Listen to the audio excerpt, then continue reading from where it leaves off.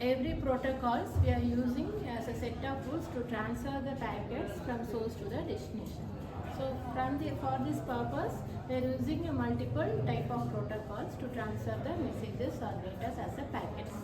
Okay, so in a file transfer protocol, we can transfer the data or packets in a file formation. That is a large amount of data we can transfer. So then a file transfer protocol, normally we can use to transfer the packets as a file format, that is large or bulk amount of data we can transfer to source to the destination. So from the source we can access control the channels and the data channels. We are having the control session and the data to transfer the packets in a particular transformation or a receiver side. That is, easily we can upload and download the certain amount of or large amount of packets or data in a destination side. So we can easily store and retrieve the data in a file format. So we are using the file transfer protocols. Okay. So here is it's present in the application layer.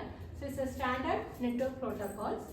Normally it's having the remote file management systems and transfer layer files and accessing files and then automatic file transfer.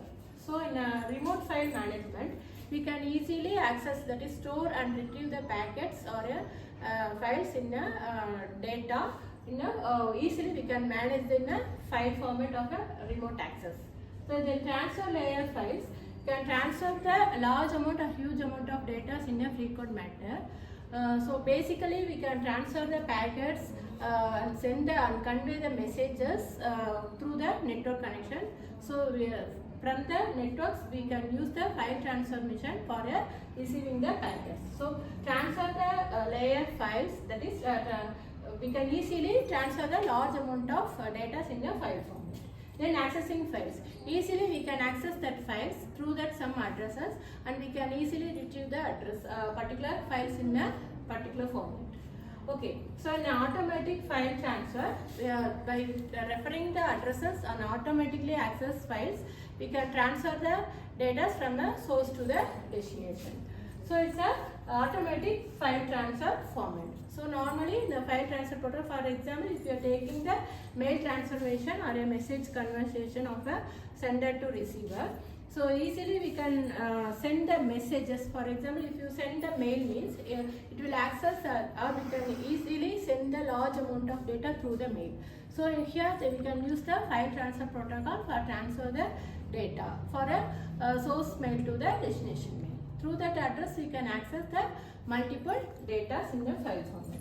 So next we are having the common channels format and the data channels. So already we have seen it's containing the control channels and the data channels. So for that we can use that port address. Through that address we can access in a active mode and a passive mode. That is two type of mode of operation. One is active mode and a passive mode. So to transfer the packets from source to the destination through this mode.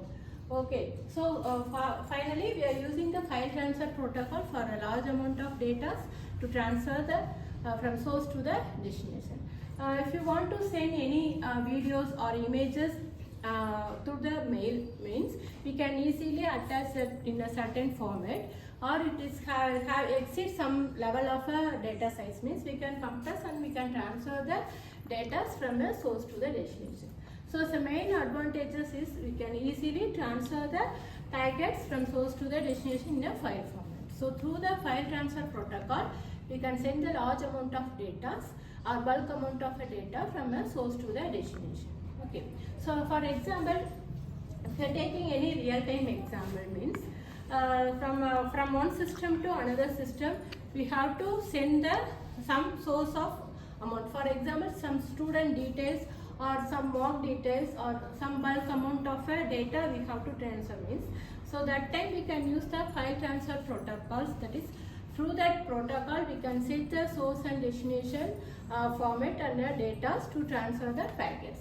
Okay, so easily we can send that particular, that is large amount of student data details we can send from source to the destination or any administrative office. From that we can retrieve the particular student details. Okay. If you want to take some placement details or any other some particular data software students we have to retrieve means we can easily get that data from a source file or a destination file. At the same time, we can have some secure format for that particular data. For that, we can manage the security of a particular data.